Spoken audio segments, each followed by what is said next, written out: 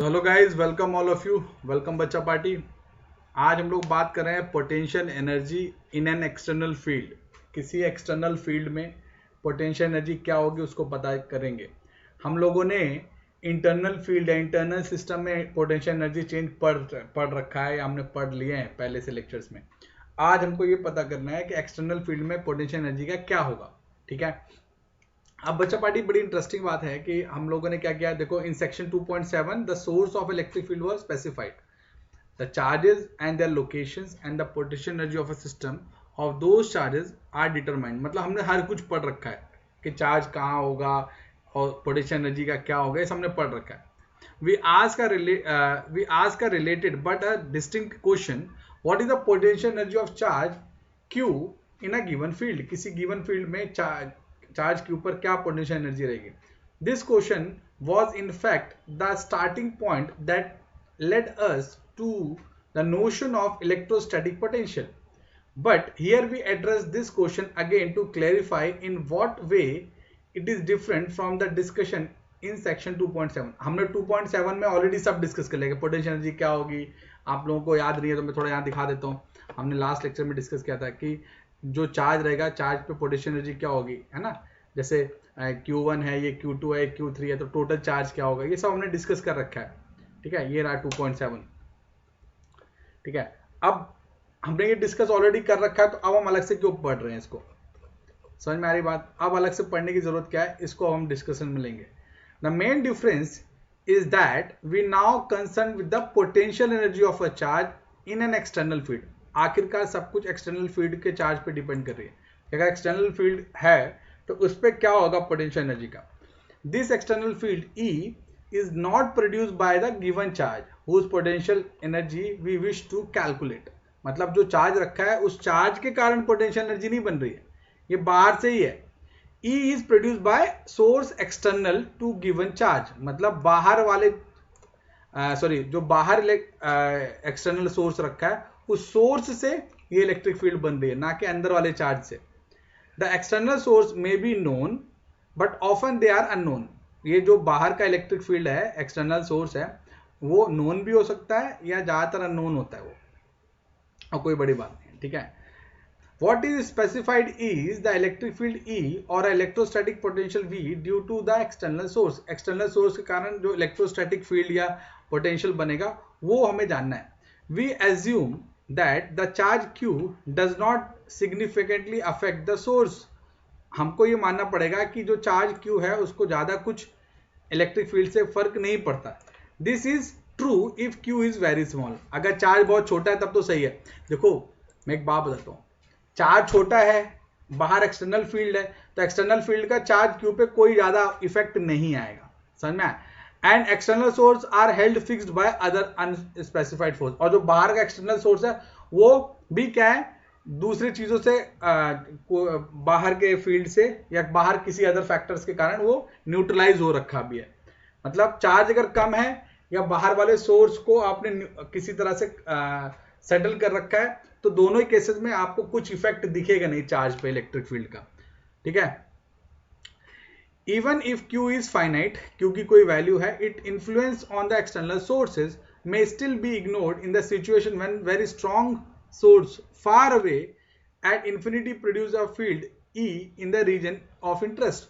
मतलब अगर मान लो मैंने कहा कि Q ये इसकी वैल्यू बहुत ज्यादा है, ठीक है, लेकिन इलेक्ट्रिक फील्ड इन्फिनिटी पे पड़ा है, तो इन्फिनिटी से जब वो इधर इस इलेक्ट्रिक फील्ड का इफेक्ट आएगा तो काइंड ऑफ वो नेग्लिजिबल हो जाएगा, अपन को कुछ असर दिखेगा नहीं। समझ में। Note that again we are interested in determining the potential energy of given charge in an external field. We are not interested in the potential energy of source producing the external electric field. मतलब हम इस बात को समझने की कोशिश कर रहे हैं कि जैसे ये चार्ज अगर Q पड़ा हुआ है तो इस चार्ज से जो इलेक्ट्रिक फील्ड बन रहा है उससे हमको कोई लेना देना नहीं, बल्कि इस चार्ज के चारों तरफ जो इलेक्ट्रिक फील्ड बना हुआ है, एक्सटर्नल इलेक्ट्रिक फील्ड बना है, उससे क्या असर पड़ेगा उसको समझने की कोशिश कर रहे हैं। By definition V at a point P is the work done in bringing the unit positive charge from infinity to the point P। We continue to take potential at infinity to be zero। हम potential को infinity से zero तक ला सकते हैं ना। Thus work done in bringing a charge q from infinity to the point p in the external field is qv. This work is stored in the form of potential energy of q. if अरे obviously ना potential energy हमेशा q के form में store होगी, जितना charge हो उतना potential energy होगी. If the point p has position vector r to some origin, we can write potential energy q at r is in an external field qvr, where r is determining just to the vector part, है ना, where vr is the external potential. Same formula है, देखो बच्चों formula change नहीं होगा. तो q is equal to this is accelerated by q is equal to this मतलब this value, u मतलब चार्ज की वैल्यू कांस्टेंट है ना, is accelerated by a potential 1 volt. it would gain energy of q delta v, that is 1.6 10 to the power minus 19 joule, क्योंकि volt तो 1 ही है ना, तो q इंटू डेल्टा वी करोगे तो मतलब 1.6 10 to the power minus 19 into 1 तो वो सेम ही रहेगा. The unit of energy is defined as 1 electron volt 1 eV. The unit based on eV are most commonly used in atomic, nuclear and particle physics. ठीक है, electron volt ये बहुत ज्यादा use होता है, अपन ने एटॉमिक स्ट्रक्चर में भी ये पढ़ा था. 1 किलो वोल्ट मतलब 1000 इलेक्ट्रॉन वोल्ट, समझ में. 1 मेगा वोल्ट मतलब 10 का पावर 6 मेगा. ठीक है, गीगा इलेक्ट्रॉन वोल्ट मतलब 10 का power minus 9. 1 tera electron volt मतलब 1 T 10 to power minus 12, sorry 10 to power 12 electron volt. जैसे आपने देखा होगा ना केबी एमबी, तो वो बाइट्स के लिए बोलते हो, बाकी फंडा वही है. जैसे जैसे यहाँ पे अपन बाइट्स, इलेक्ट्रॉन वोल्ट को बाइट समझ जाओ, तो 1 पहले केबीज में होता ना, फाइल केबीज में होती थी, फिर केबीज के बाद एमबीज की फाइल आने लगी. ठीक है, मैं आपको उन लैंग्वेज में बताने की कोशिश कर रहा हूँ जो आपको पता है. ठीक है, फिर एमबी के बाद क्या बोलते हैं जीबी में फाइल आने लगी, फिर जीबी के बाद टीबी में फाइल आने लगी, है ना. जैसे आजकल तो बहुत सारे फोन में 1 टीबी 2 टीबी ऐसे भी स्टोरेज आने लगे. हार्ड डिस्क तो ऑब्वियसली टीवीज में ही आती हैं, मेरे पास 3-4 पड़ी हैं, एक तो टीवीज में ही आता है. एक ज़माना था कि जब नोकिया वाले ने पहली बार मेमोरी कार्ड वाले फ़ोन निकाले थे हमारी कंट्री के अंदर, तो 64 MB का मेमोरी कार्ड आता था. सोचो 64 MB का मेमोरी कार्ड आता था. नोकिया 6600, हमारे एक सीनियर ने लिया था कॉलेज में. तो वो मेमोरी कार्ड इतना मोटा, मतलब काफ़ी बड़ा होता था. इनफैक्ट मेमोरी कार्ड बड़ा होता था, मेमोरी 64 MB. तो वो ज़माना था. आजकल तो क्या है, छोटे से मेमोरी कार्ड में आप टीवीज में स्टोरेज ले सकते हो. सो आई बिलीव आप लोगों को समझ में आ चुका होगा ये पूरा कैलकुलेशन. ठीक है, अब बच्चा पार्टी अपन बात करते हैं potential energy of a system of 2 charge in an external field. पहले अपन ने एक चार्ज की बात की थी, अब 2 चार्जेस की बात करें इलेक्ट्रिक फील्ड में. ठीक है, वो भी याद है ना, एक्सटर्नल इलेक्ट्रिक फील्ड है. Next, we ask what is the potential energy of a system of 2 charges Q1 and Q2 located at R1 and R2 respectively in an external field. अब external field में 2 charges R1 R2 distance पे हैं.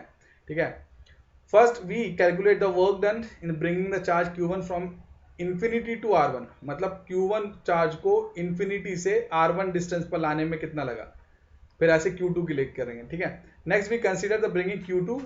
In this step work is done not only against the external E but also the field is due to Q1. अब क्या होगा, देखो आपने पहले Q1 को लेके आ गए इन्फिनिटी से एक पोजीशन पर, मान लो आप Q1 को यहाँ लेके आ गए. ठीक है, अब जब आप Q2 को लेके आओगे तो Q2 को क्या है, एक तो इलेक्ट्रिक फील्ड का मुकाबला करना है जो पहले से एक्सटर्नल इलेक्ट्रिक फील्ड था. तो जब आप Q2 को इन्फिनिटी से लेके आओगे तो इलेक्ट्रिक फील्ड भी करना है, और ये जो Q1 पहले से आ गया इसकी भी इलेक्ट्रिक फील्ड को के अगेंस्ट काम करना है. तो मतलब इसके लिए आपको ज्यादा मेहनत करनी पड़ेगी Q2 के लिए, Q1 के लिए कंपैरेटिवली कम मेहनत करनी पड़ेगी. तो अब देखो जल्दी से, work on Q2 against the external field will be, ये अपन ने फॉर्मूला निकाल चुका Q2V, है ना. Work done on Q2 against the field due to Q1. अब Q1 के कारण कितनी फील्ड लग रही है, Q1 मतलब इसके कारण इस पे कितनी फील्ड लग रही है, वो ये हो गया Q1 Q2 by 1/4 pi epsilon naught R, है ना, 1 to 2. और ये दोनों, अब इन दोनों को आपको ऐड करना पड़ेगा क्योंकि Q2 को दोनों भी चीजों का मुकाबला करना है. तो आपने इसलिए देखो इस इक्वेशन में 2.28 में आपने दोनों को ऐड कर दिया. ये किसके कारण है, एक्सटर्नल फील्ड के कारण है. ये किसके कारण है, Q1 के कारण है. बस, तो अब आपने इसको सिंप्लीफाई कर लिया. That's the potential of system, the total energy done in assembling the configuration. Q1V R1, Q2V R2 और Q1 Q2 1/4 pi epsilon naught R1. ये टोटल एनर्जी होगी. ये किसकी होगी, ये किसकी एनर्जी होगी, ये एनर्जी होगी Q1 चार्ज की जो एक्सटर्नल फील्ड के कारण लग रही है, और ये पूरी एनर्जी किसकी होगी, ये होगी Q2 चार्ज की एक्सटर्नल फील्ड और Q1 चार्ज से जो लग रही है। तो अगर आप टोटल सिस्टम की बात करोगे तो सिस्टम में Q1 और Q2 दोनों की एनर्जी ऐड हो जाएगी। सिंपल, डन बच्चा पार्टी। अब देखो potential energy of a dipole in an external field, ठीक है, हमें बात करनी है potential energy of a dipole in an external field. Now let's consider a dipole, obviously dipole है तो दो पोल बनेंगे Q1 plus Q1 and minus Q, तो प्लस Q माइनस Q आपको दिख रहा होगा, ये यहाँ पे प्लस Q है, यहाँ पे ये माइनस Q है, at a uniform electric field, uniform electric field है, ठीक है। as seen in the last chapter, in a uniform electric field the dipole experience no net force, क्योंकि यूनिफॉर्म है तो इसलिए कोई नेट फोर्स नहीं लगेगा, बट एक टॉर्क आपको फील होगा। टॉर्क की वैल्यू क्या है, P into E, where P is the potential energy and E will be the electric field which will tend to rotate it, जो उसको रोटेट करने की कोशिश करेगी। Suppose an external torque tau, इसको टाउ का साइन बोलते हैं ना, तो tau external is applied in such a manner that it just neutralizes this torque and rotate it in the plane of paper from angle theta zero. देखो zero angle से इसको घुमा दिया आपने थ्रू थीटा वन, मतलब आपने इसको यहां से घुमा के यहां कर दिया, थीटा वन पे कर दिया। At infinitesimal angular speed and without angular acceleration, the amount of work done by the external torque will be given by this. W is equal to integration of T external, which is actually tau, and the theta angle. Tau is equal to PE sin theta d theta. Done. तो हमने इसको integrate कर लिया, obviously zero angle से लेके जो भी angle तक हम लेके जाना चाहते हैं। तो P कांस्टेंट है, बाहर आ गया, तो that will be cos theta minus cos theta 1. The work is stored as potential energy of the system. We can then associate potential energy with an inclination theta of the dipole similar to the other potential energies. This is a freedom in choosing an angle where the potential energy used is taken to be zero. A natural choice is to take theta is equal to pi by 2. An explanation for this is provided towards the end of the discussion. Can we then write u is equal to pe cos theta की जगह अपन ने क्या लिखा pi by 2, तो ये क्या बन गया pe cos theta, cos 0 will be 1, तो cos 0 की वैल्यू 1 होती है ना। डन। तो ये क्या आ गया, यहाँ पे pi by 2 ले लिया, तो that will be potential energy, है ना। तो केवल जो आपको P और E potential energy into electric field ये आपको मिल जाएगा।